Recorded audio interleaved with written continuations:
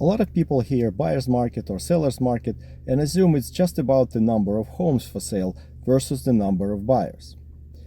But in reality, the balance is shaped by a combination of factors that interact in a complex ways, especially in a market as dynamic as in Brooklyn. At its core, a buyer's market means buyers have more leverage, there are more homes available than there are buyers, so sellers need to compete for attention. This typically leads to price reductions, longer days on the market, and more room for buyers to negotiate. In a seller's market, the opposite is true. Fewer homes and more buyers, resulting in faster sales, higher prices, and even bidding wars. So, what really determines the balance and how can you measure it? Several key signals come into play: inventory, buyers' demand, pricing trends, days on the market, and seasonality. Inventory is the obvious one. More listings gives buyers more choices, but demand is just as critical. Even with a lot of homes for sale, if demand is high, sellers can still have the upper hand. Pricing trends reveal whether values are rising or falling, and often signaling who has more negotiating power. Days on the market shows how quickly homes are selling, and seasonality matters because the market heats up in spring and early summer and then cools in the winter. Let's look at Brooklyn right now.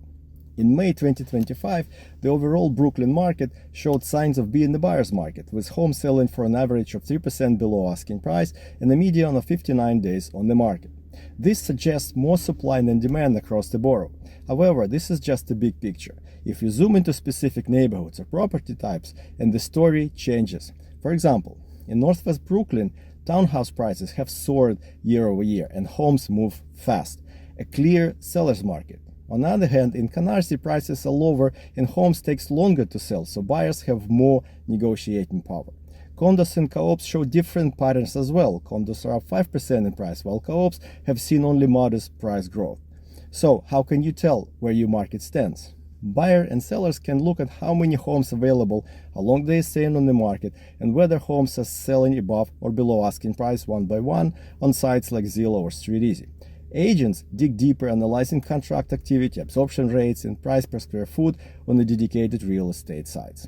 The bottom line is this: market balance is never just about homes for sale versus buyers. It's the result of several forces working together, and in a borough as varied as Brooklyn, the answer can change dramatically from one neighborhood or property type to another. For your clear, accurate read on your specific situation, reach out to me and I'll help you decode the market. Thank you.